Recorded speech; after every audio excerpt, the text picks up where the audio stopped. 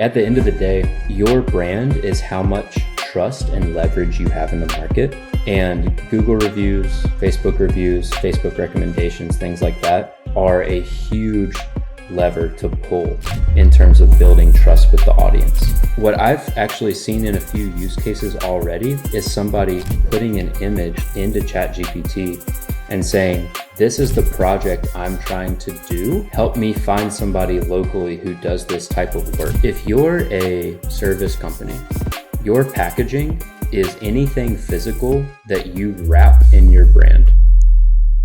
Welcome to another episode of Expanding Local. Today we are here with Caleb White. He is the founder of Dreamlit Creative Company, which is a full-service design studio that works with founder-led companies to take their branding from scattered to scalable. And he also is just now starting to focus on home service businesses. So I'm very excited to learn what he has to share in this episode. Caleb, it's awesome to finally meet you. Good to meet you, man. Looking forward to it. Awesome. So can you go into the history of Dreamlit Creative, how you got into this and built this successful brand and design company? Yeah, absolutely, man. So I was working full-time actually in the coffee industry for a multi-location roastery for several years. And my partner, Katie, has been in commercial photography for essentially her entire life. She's absolutely stellar at what she does. And I was doing freelance design on the side while working full-time. And long story short, there was a split in the company, ownership split, and it was around the time where my freelance side was essentially replacing my income, so to speak. And it just felt like the right time, whether it was somewhat forced or not, to jump head into building out the design studio in a way that we can serve people as a proper creative partner, not just a kind of piece together freelance studio, right? So between the two of us and the other people that we bring in on larger projects, we're able to serve people really well. Anything that your target market would see, hear, or read, that's what we do, right? The messaging, the visuals, the whole kit and caboodle. And really the heart behind Dreamlit itself is working with founder-led companies, because every founder has a dream, a vision, right, for what they're building, what they want to establish as their company, their brand, their reputation in the marketplace. And so, especially in home services, for example, right, you don't want somebody who's trained their whole life to be the best plumber in the state to spend their time focused on the creative side of their business. They need to get back to what they can uniquely do and focus on building the business side. And so we come alongside them and we say, okay, you have a dream. Well, your audience needs to see it, right? There's a huge swath of people out there who are going to support your success. And so we act as the bridge between what you're building and the people who need to see that. And we come alongside you to get your name out, dial in your messaging, really lean into building what you've sought out to build in a way that resonates with the market who's going to support your success as you scale. How do you scale creative and turn what you do into like repeatable processes? I feel like creative is such a unique industry or way of thinking that it almost can't be like replicated or turned into a process. Like, how do you go about doing that? Yeah, that's a great question. So a lot of people, when we enter the conversation, more often than not, people are at the point of frustration. They're wearing too many hats. They've probably DIY'd either their logo, their messaging, their taglines, their website, their cruise shirts, their truck wraps, what have you, right? And so there's no real system behind it. A lot of the times the story behind what you hear and see is the thing that's going to make or break your success, right? A lot of people, build their company around, hey, we're the number one X, Y, and Z in this area. Well, that doesn't really tell me anything about you, right? So the way that we take it from scattered to scalable, and why we use that in so much of our messaging is because we're taking somebody from the state of, hey, DIY, we hired a couple freelancers, they're kind of pieced together, but there's no real system, nothing's really thought through. And we take it to the point where we lay the foundation in the messaging so it is absolutely rock solid, no cracks, everything's thought through, even down to the nitty gritty of, hey, how does your team talk to your customers about what you do on the site? How do you upsell people? How do you land and expand, right? And we build that out so that everything we touch, the logo, any illustrations, any graphics, your website, all of your sales materials, your one-pagers, your pitch decks, the way you follow up with people, whether it's text or through, even if you have an app built out, every touch point that they see you, everything's cohesive and it's repeatable. So you don't have to reinvent the wheel every time somebody asks you, hey, what do you do? How can you help me? But when they see you, whether it's social media, website, they see your truck driving by down the street, they pass by you on the road, everything feels cohesive, and that builds trust. And when somebody trusts you, the sales cycle shrinks massively, right? Your follow-up gets reduced. Your team act as absolute savages on the site because they're promoting your company because they're stoked to be a part of this thing. And then things can scale from there, right? How important is brand strategy for home service in particular? It's everything, honestly. The So you got to think about it. The more saturated a market is, in my opinion, the more saturated a market is, the more important your strategy is behind how you show up, how you speak about yourself, and the way people perceive you in the market. The A really good analogy that I heard is we're moving into an age where somebody can say, hey, if they have Amazon Alexa, right, in their home, they can say, Alexa, find me the best plumber in town. Or, and whoever Alexa decides is the best plumber, whoever's winning the SEO game, you might get mentioned, right? You might be put at the top of the list. Or they're going on Google and they're searching best plumber in town, best roof repair company, etc. Or they come out, they realize something's wrong with the home, and they get on their phone and look up because they remembered seeing you on the road, they remembered seeing you on social media. They go and look you up specifically to where, you can translate this to home service companies, but no longer is it enough to say, hey, order me a pepperoni pizza. People say, hey, order me a pizza from Domino's, from Pizza Hut, whatever it might be. Brand and notoriety and reputation, the more saturated the market is, the more important it is.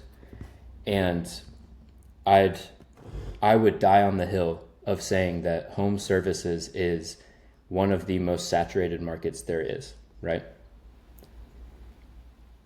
Yeah, I almost think it's untapped though for your services. I don't have the numbers on this, but I feel like 90% of home service businesses are scattered and have no clue what they're doing with brand strategy.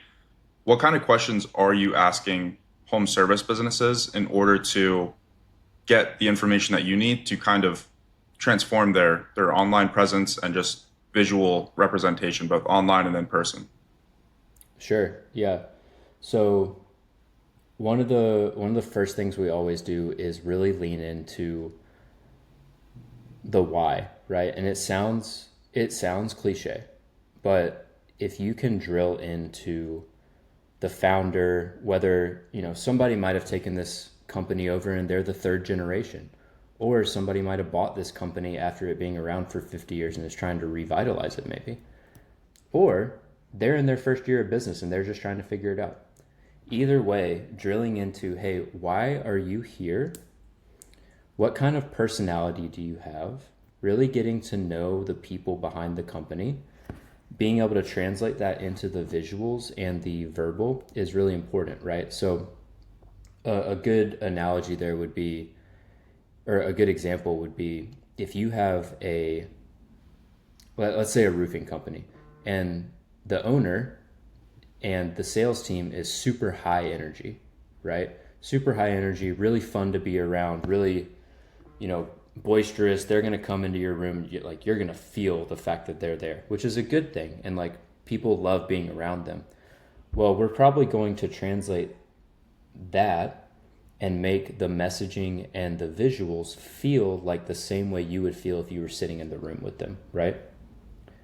On the other hand, if you had somebody who's real cool, calm, collected, pretty straight shooter, and that's who people are going to be interfacing with, well, having a bunch of bright colors and lightning bolts on your truck and using like a cartoon mascot to promote your brand, especially if you're in the premium luxury side of things, probably isn't the move, right? So in the same way that,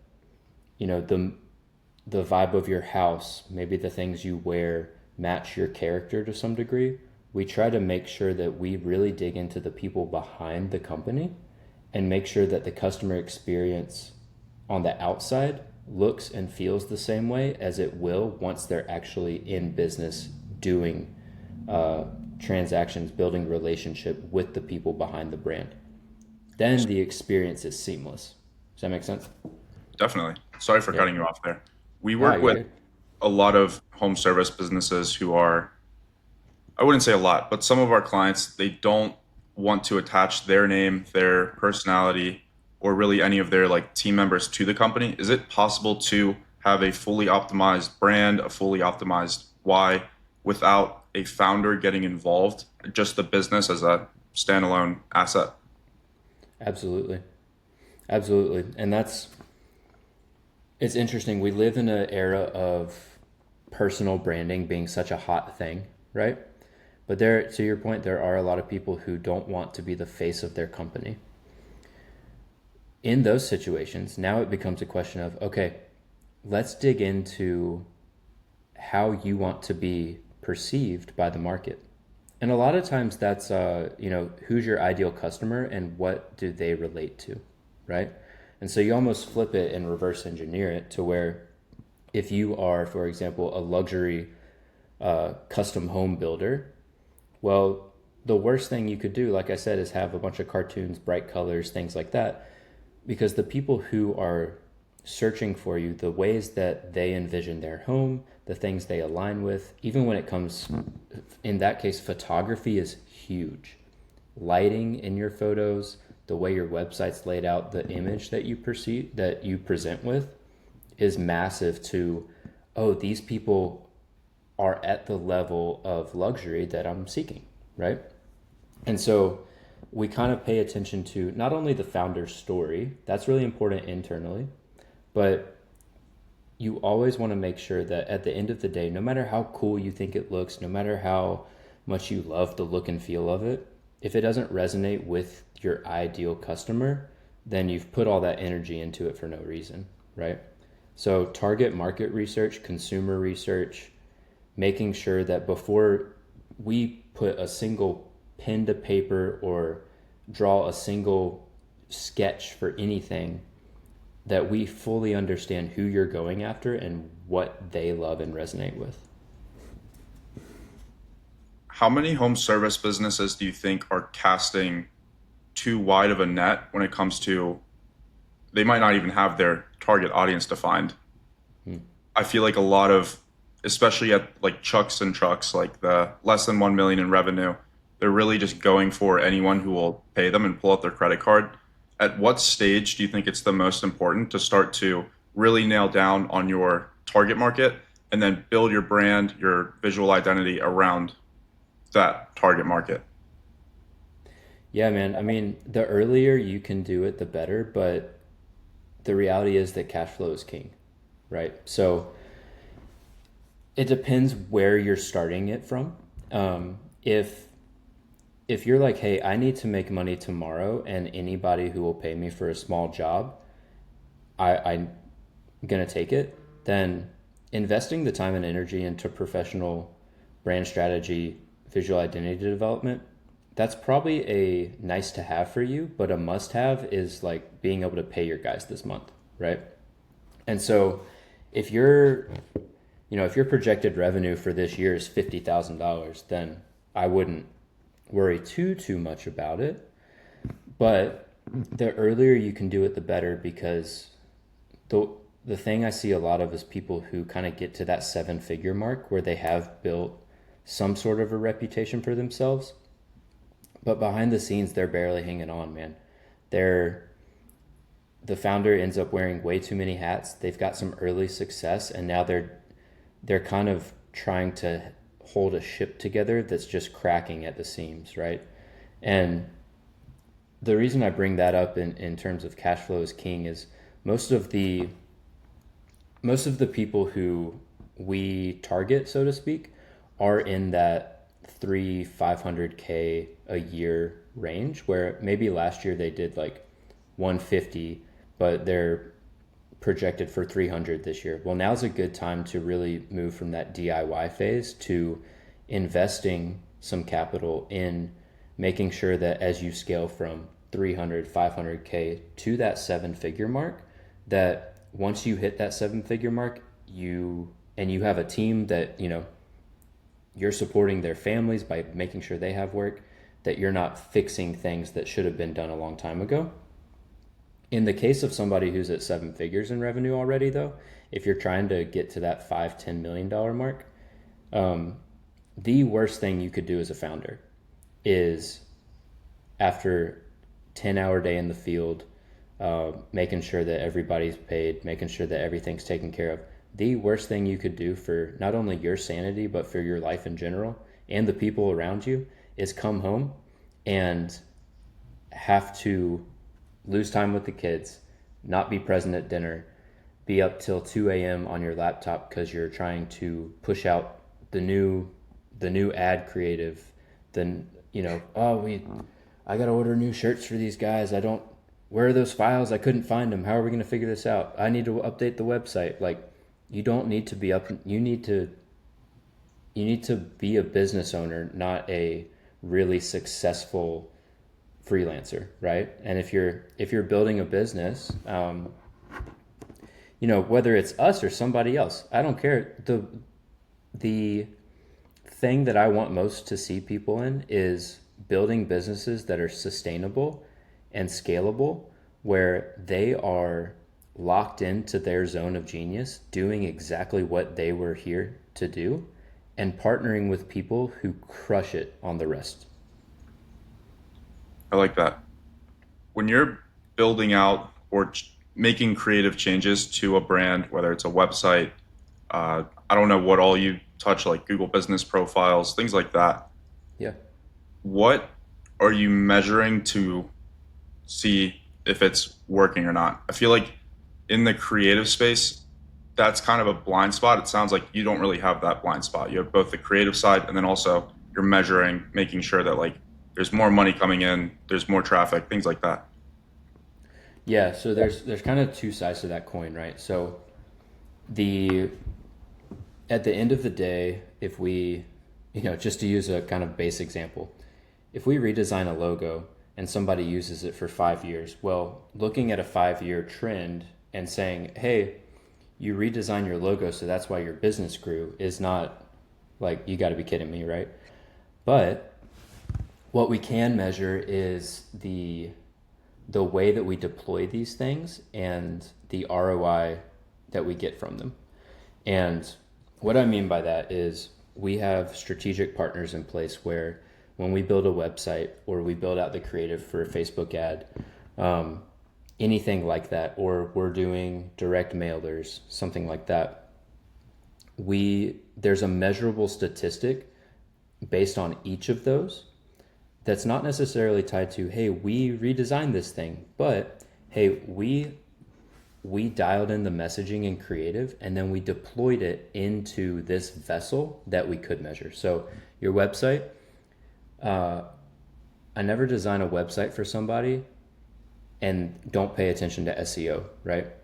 With a website that has no attention to SEO, or even if they have the capital pouring into Google ads or something like that, the equivalent would be, hey, let's buy a really nice classic car. Let's fix it up. Let's make it just the sexiest thing you've ever seen in your life. But let's not put an engine in it, and also let's put it in the garage and cover it up so nobody ever sees it, right? I like that analogy. That's good.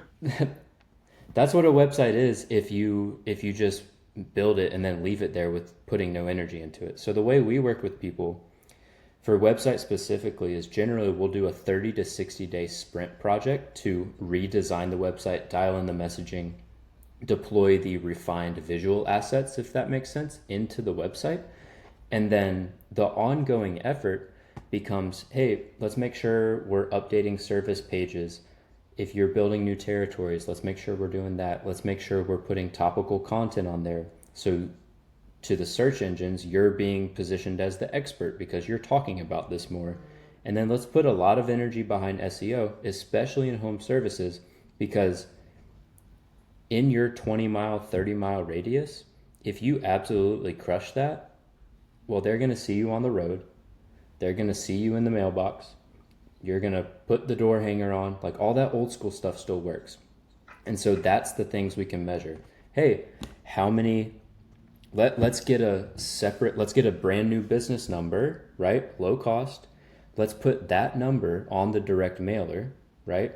There's more sophisticated ways to do that, but let's put that new number on the direct mailer. We know that any calls that came from that number were because we sent out that direct mailer, right? There's other measurable ways to do that, but like, to paint the picture, every visual asset, everything that you create for your brand, I always encourage attaching it to a measurable effort. Then you know the difference, right? Definitely. What role does photography play into all of this with home service? Man, oh, we could talk about this for days. So, um, the level of importance, I would say, probably differs in vertical, right? So like a custom cabinetry company who's targeting like $3 million homes and up and is landing $100,000 gigs, right? Photography and really solid video content is going to be ridiculously important, right? Your plumber who's just starting out, who, you know, is just starting to make a name for themselves, not as important, but it is important in key places. So I would say for those people who are just starting out, like, making sure that all your photography on your social media is like professionally done, not as important, because organic stuff does well there. But you do need to make sure that you have a plan in place to, hey, we're going to always take a before and after picture, et cetera, et cetera. Now, once you start trying to land 30, 50, 100K projects, and you really start trying to play in bigger rooms, professional photography, even if it's just, hey, we're going to do a full day shoot once a month and put a full day shoot on the coolest project that we have this month, make sure that everything is deployed nicely. Well, that becomes your case study, right? That becomes the case study that you use to land more jobs like that. And so people are visual. It's classic, but picture paints 1,000 words. And you might have the rest of your brand figured out, but if you invest in a killer website and you got your logos figured out, your messaging, your brand promise is dialed in, and then they get on your website and they're like, yeah, but that kind of looks like it was taken on an iPhone, and these, immediately that kills your trust, and now you look like you're just starting out, right? Yeah. How about reviews? What role do they play in brand strategy? Are you using them to generate like unique selling propositions? How does that play in all of this? Dude, same, like in a similar vein with case studies and whatnot, reviews are everything. Um, they're part of the way that we work with people is not only designing the visual, but making sure that from a strategic branding perspective, you have a system in place to gather those reviews, right? Whether it's through social media, for past customers, like if you have a roster of past customers you haven't gathered reviews from, we can put a system in place for that, especially in home services. Or, this is applicable to any local company really, where, search traffic is a real metric, right? They, in the same way that cash flow is king in terms of can your business stay alive, Google reviews are, they wear some sort of crown in terms of, do you look trustworthy? The funny thing is you've got a culture of people that buying reviews is a thing, and I think it's terrible, because the reality is I trust somebody. Like, you might feel the same. I'm curious. Definitely. If I Yeah. go on Amazon and I'm like, oh, they have 40,000 reviews and they have 5 stars, I trust that less than somebody with 37 reviews at like 4.8. Yeah, me too. Right? So reviews are another thing. Like, at the end of the day, your brand is how much trust and leverage you have in the market. And Google reviews, Facebook reviews, Facebook recommendations, things like that are a huge lever to pull in terms of building trust with the audience. Definitely. I was looking at a little like infographic thing that essentially showed the time to a billion users between ChatGPT and Google. And Google, I think it was 12 or 13 years to reach a billion users. ChatGPT, only 2.5 years to reach a billion users. You're doing a lot of visual stuff like traditional SEO, which I also think helps a lot with just like getting found in AI search. How do you see AI disrupting like traditional SEO, especially with your industry in the like visual graphics, branding, like representing a business online, not just with, creative copy and sending the message you want to share, but do you think AI is going to rely less on like professional photos and more on just how many places you're being listed? How do you see the industry that you're in with creative changing with the rise of different AI tools and whatnot? 100%. It's, to your point, it is an ever evolving landscape for sure. There are some key ways that we're thinking about this, especially as it relates, right? We're at our in our purest form, we are not a SEO search engine optimization company, but like I said, that is a non-negotiable when it comes to one of our biggest things we do, which is web design, right? And so we lead with brand development, but the technical back end of that is changing rapidly. And so one of the things we actually worked with a recent client on is kind of twofold, and that's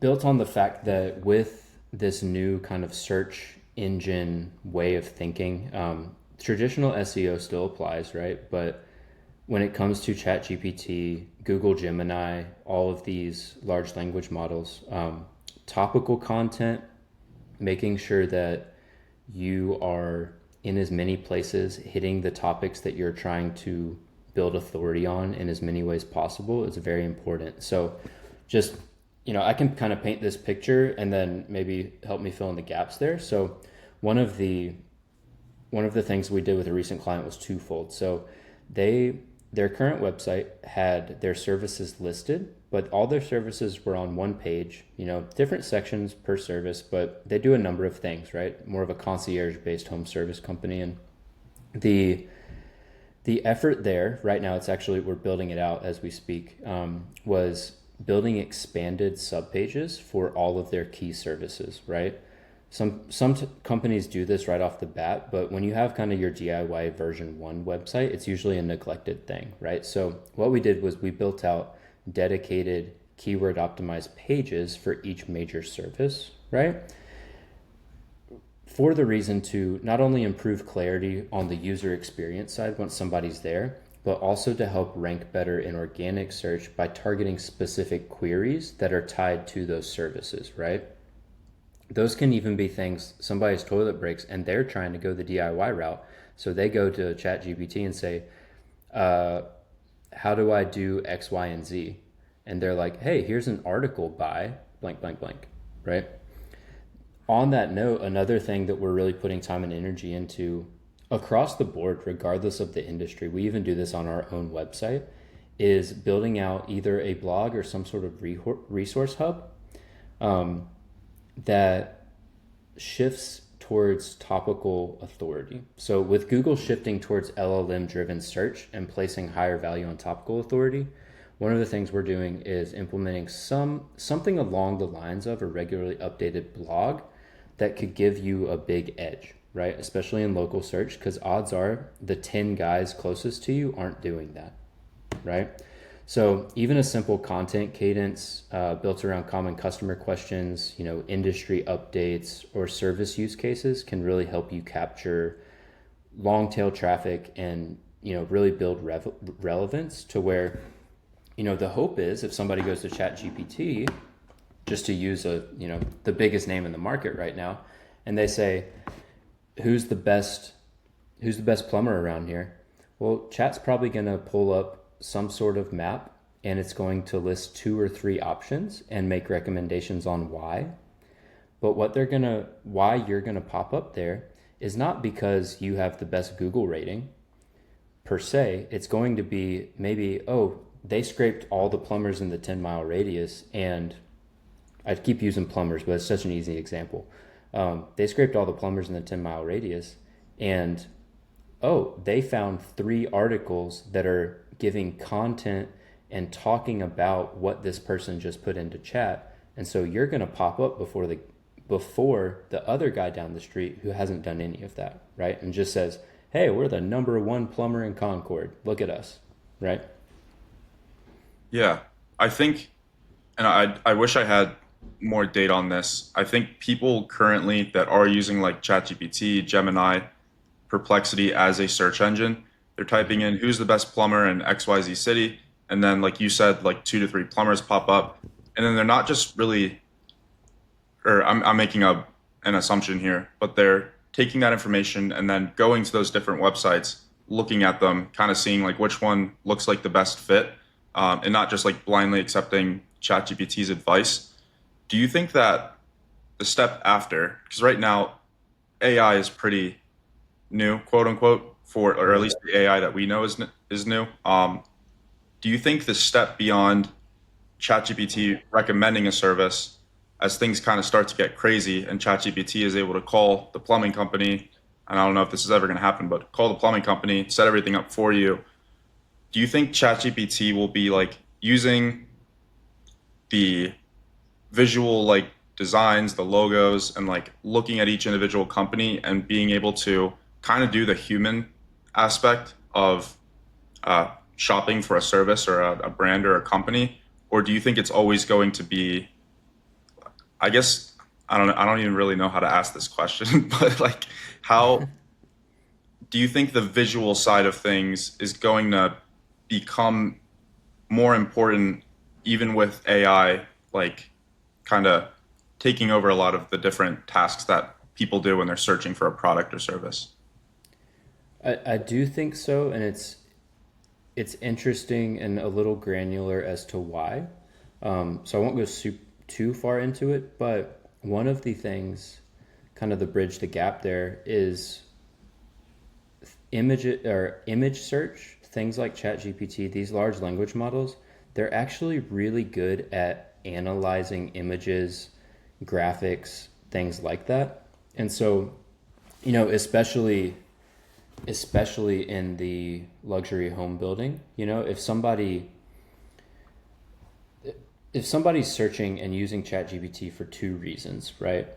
Being able to figure out, kind of create their own mood board, figure out what they want to do, almost like a glorified Pinterest, right? And then 2, actually searching for somebody who can pull that off. what I've actually seen in a few use cases already is somebody putting an image into ChatGPT and saying, this is the project I'm trying to do. Help me find somebody locally who does this type of work, right? Oh yeah, I And so like that. this is to your question earlier, this is where photography comes in is so important, and making sure that your messaging is aligned with the quality of work you do, right? Because if you're telling the story about this project, noting the types of wood, noting the approach, noting when it was done, where it was done, all these things in your topical articles, right? Well, the large language model is reading that, but they're also reading the images and analyzing that content as well to be able to say, hey, based on this mood board that you just gave me of what you're trying to achieve, I think these people would be perfect for you because, by the way, they do it all the time, and here's their website. The second you click that link and somebody sees images, a brand, you know, really the full messaging and visual vibe that they're looking for, now they're sold, right? Then it comes to user experience, especially on your website. If you make it really, really easy to book a call, to inquire, like the second you get somebody on the phone, now it's time to be the expert in the room, right? And your brand is building the authority you have to get more of those calls, right? Increase conversion rates. Make sure that when somebody does see your website or is recommended to you by a large language model, that once they're in the room, once you have them in your digital ecosystem, so to speak, that there's no question whether or not you're the right call. How important are motion graphics in the home service space? Mm. It depends on your brand. I wouldn't recommend it for everybody, right? And that's something I don't say lightly because I would love to recommend it for everybody. um, there are there are a ton of home service companies who are winning on kind of personalized mascot driven brands right now. For the luxury custom builders that are like black, gold, sleek, super sharp, it's that's why I wouldn't recommend it for everybody. These aren't going to work for them necessarily. That's where photography plays a huge role. But on the motion graphics side, if you have a mascot character, if you have even if you have video content that you need some type of movement in, like, putting your URL up, making sure that your transitions are smooth. If you're using video or you have more of a fun, vibey brand, we need to get that thing moving, you know? Your mascot is cool and all on the side of your truck, or your visuals, that sick badge that you built in Canva or whatever is super cool on the side of your truck. But on your website, let's make that thing move. When you're promoting it on the social platforms, Facebook's killer for home services. Like, I'll be honest, it's the place to be. But Facebook, Instagram, LinkedIn, wherever you might be, people are scrolling, right? Especially if you're running ads on one of these platforms, we need to get things moving. And whether it's subtle and sleek on the luxury side or fun, exciting, kind of even we can move into more of the cartoony phase if you have a mascot that's driving your brand. All of this stuff, the more it moves, the more inviting it is, the more people relate to it. And you're going to have people stop more often. And even if they don't call you right away from that kind of stuff, they like it. They think it's cool. They comment on it. Well, now you're in their algorithm, right? Now you are in their ecosystem, and rising tide lifts all boats. So if you get them there from something moving, the more you can do that, the better. You know what I mean? Definitely. Before this call, we kind of talked about like the different topics we want to cover, and Yeah. merchandise and packaging is something that you have a lot of experience in. Um, and you kind of mentioned like it might not be relevant for this podcast. I would like to ask the question, do you think like packaging and creating different like physical items, whether it's a t-shirt or a hat. Do you think that's underutilized or slept on in the home service space? Do you think home service businesses aren't interested in it but should be, and it would help their business grow? Or what are your thoughts on that? Yeah. So I was talking to another guy 3, 4 months ago probably, and we were talking about. He was like, "Man, you've done a ton of packaging for like product companies and stuff like that. Um, Too bad like home service businesses and like even SaaS companies don't have packaging." I started thinking about this, and this might uh, this is probably a unique take on the way I view packaging for service companies. But obviously, let's hit the low hanging fruit first, right? Your hats, your uniforms, um, whether your guys show up with name tags on, whether they, whatever your print collateral, your leave behinds are, all of these things build into kind of the merchandise side of home services. I've even seen people and worked with companies to make sure that, hey, if we book a home visit, right? If you have a project, somebody reaches out, if you book a home visit for 48 hours from now, we're going to come to your home. Let's have a 1 day delivery on kind of like a welcome kit. Then we show up the next, like that's killer. You get that the day before your guys come in to give you an estimate. Yeah, Let's go. they're So never send calling them a anyone. welcome, right? That's like they're never calling anybody again. A welcome kit. You show up with your sales materials, right? That's important. You show up, your guys show up, everybody's in the same uniform, everybody's like good to go, very professional. You have a good visit, and let's say your estimate is a few grand higher than the other guy. Well, you send them the welcome kit. They already know you care more. Then you leave. And, maybe the welcome kit cost you $20, but we're bidding on a $30,000 job. So, like, it might be worth it, right? And you leave, and say you didn't sign up, like, they didn't buy. Well, if they haven't bought on the visit, right? 24 hours later, something else shows up to their home that tells them a little bit about your team, introduces them to everybody who would be a part of this project. That's getting there by noon the next day. So you send them a message around the same time and say, "Hey, don't know if you've checked your mailbox yet. Little something for you. Looking forward to working together. Let me know if you have any questions on the quote." And you can see how that at the 48-hour follow up, at the 72, however you want to cadence that. Like there are ways to get creative to where quotes don't run dry, right? Yeah, Your sales process could shorten immensely if you take the time and invest in things like that. yeah, and I'm On the almost thinking like, oh, sorry, go ahead. No, you got it. Go for We work with a lot of emergency services and like, you it. know, like restoration, someone's house burns down and they have, a family, like, and they're obviously all, or hopefully all fine. Like Yep. whenever, like the restoration company is the superhero in that situation. They're going to the house, they're mitigating the issue, they're fixing everything.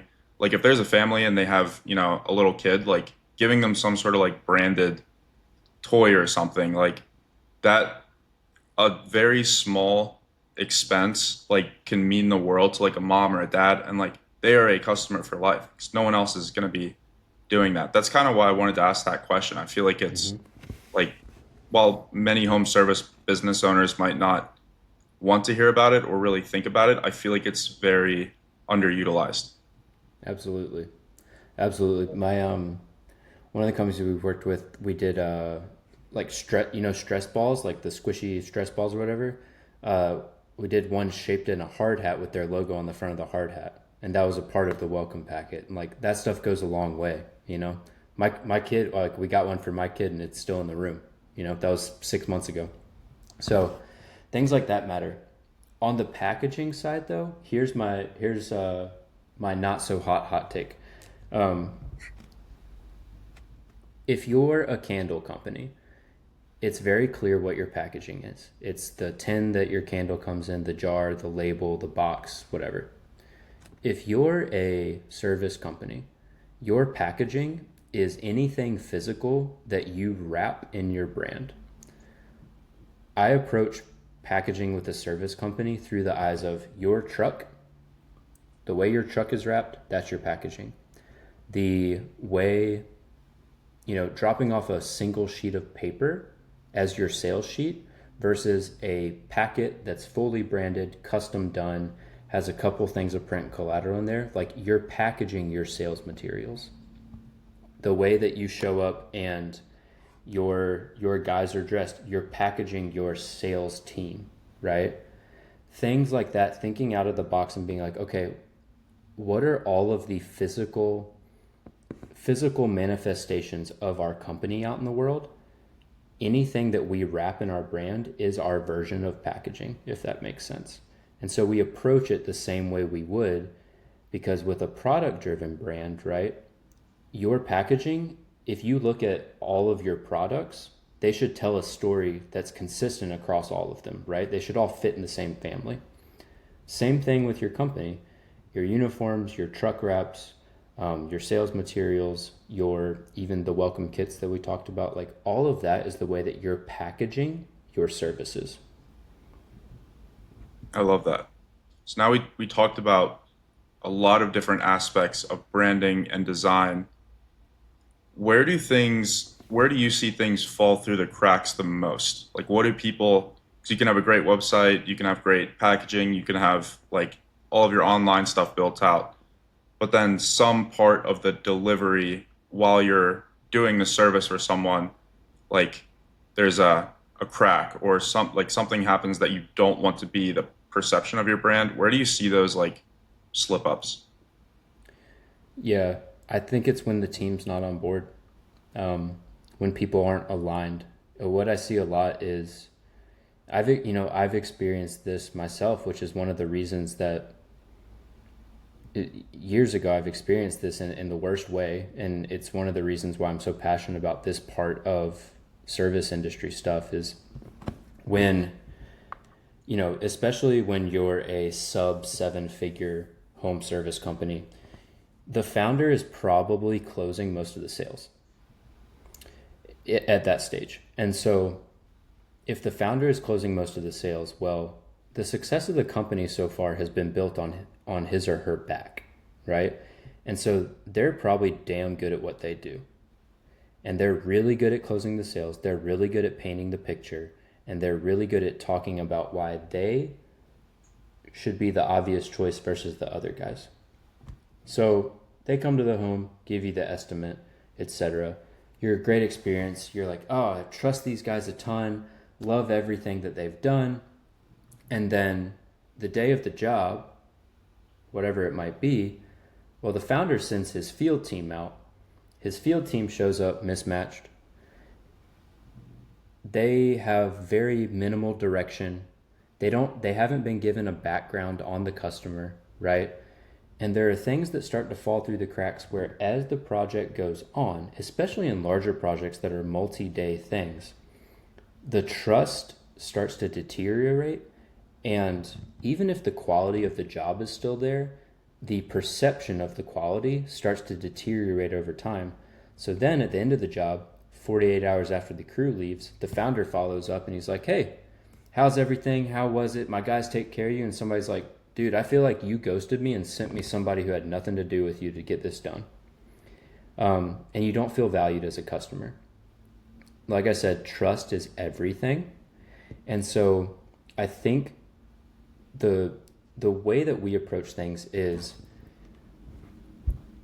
if you have your messaging dialed, this is how we talk about our company, this is the way we show up, then you have your visual brand dialed, whether that's the digital side, website, social media, all the way to truck wraps, uniforms, everything we've talked about. Well, you can get all that sorted, but now we need to train the entire ecosystem that is your company, your entire team, how to represent the brand from a cultural standpoint. So one of the things we do, just to kind of bring it more concrete, is, like I said, usually the way we start working with people is like a 30 to 60 day sprint. Well, at the end of that sprint project, we actually implement a monthly alignment call that anybody on the team is invited to that. to make sure that everybody is clear on what we're aiming at and what we're doing. More often than not, you don't have the whole field crew show up, but you might have your project manager show up, you might have your account executives, what have you show up to that call, and that way they can ask any questions from a branding standpoint to make sure that the reputation of the company remains solid no matter who is representing it, right? From the top of the food chain all the way to the intern that's just doing things on the weekends.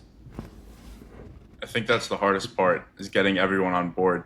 Like, have you ever been in a situation where there's team members who just aren't getting it and you're kind of like consulting these companies, you're doing a lot for them. Do you ever say just like we might have to like get rid of this person or what kind of experiences have you seen from your time in this space? Yeah, I think first and foremost, as opposed to trying to solve the people problem, right? The people problem, sometimes there's a hiring issue.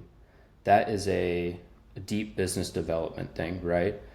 The way that we actually approach it to what we can control from a brand standpoint is to better equip the team to even out the outliers. And what I mean by that is you might have seven guys in the field or whatever. Let's say 10 guys in the field for an even number.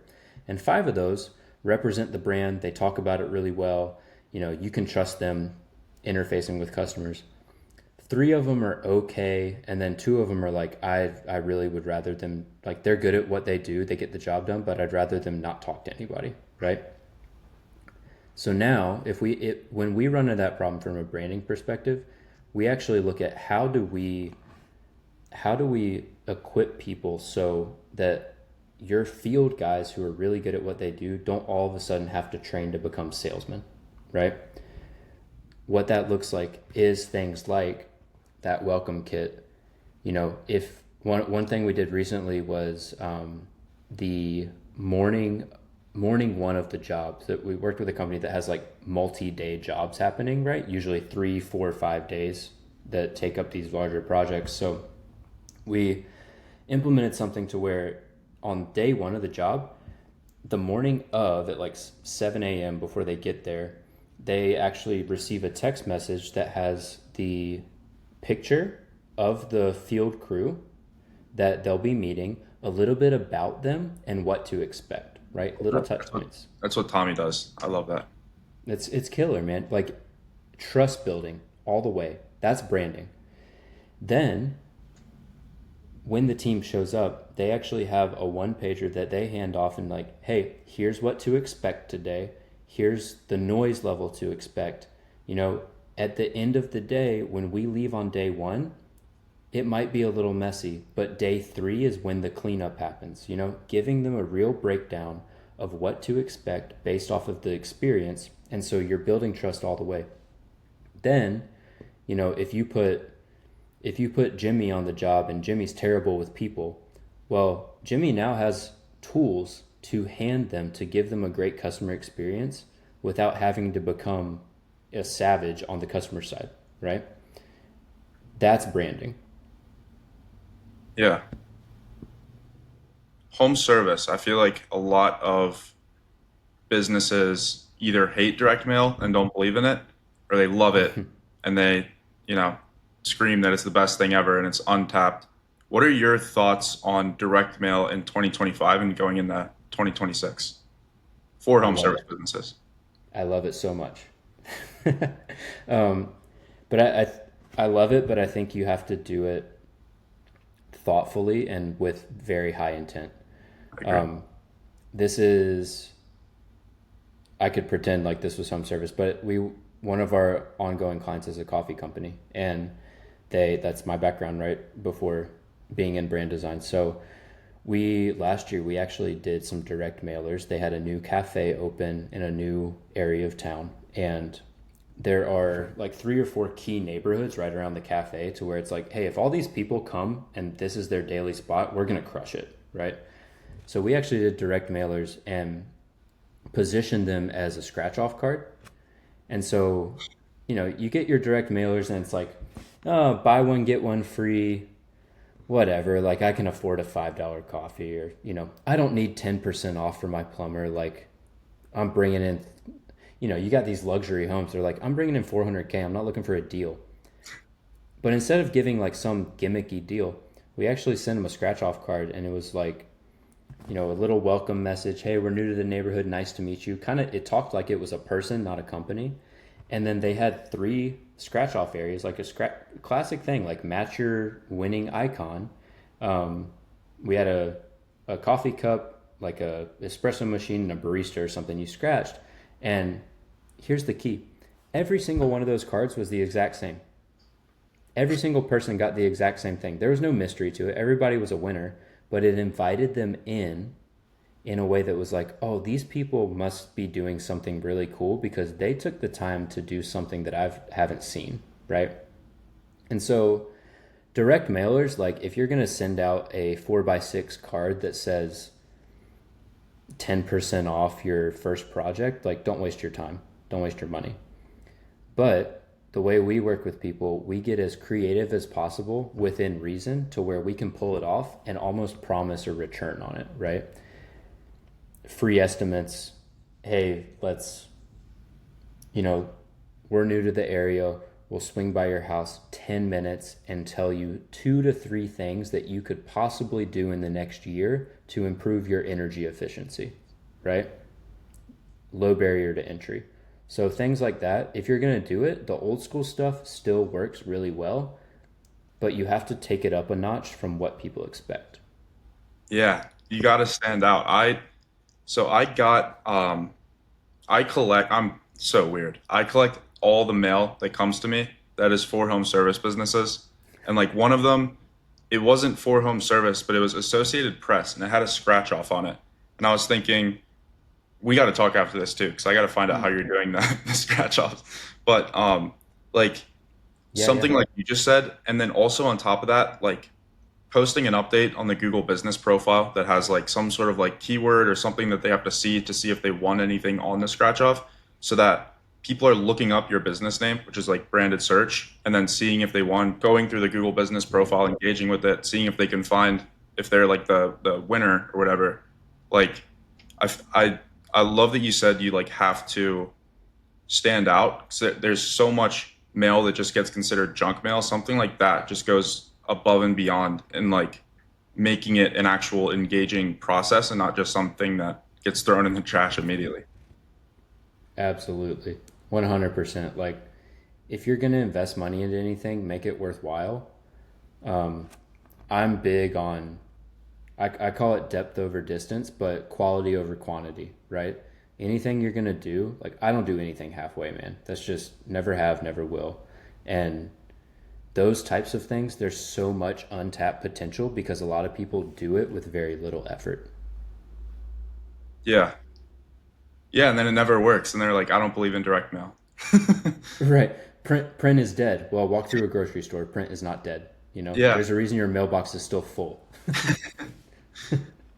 So what haven't we covered yet?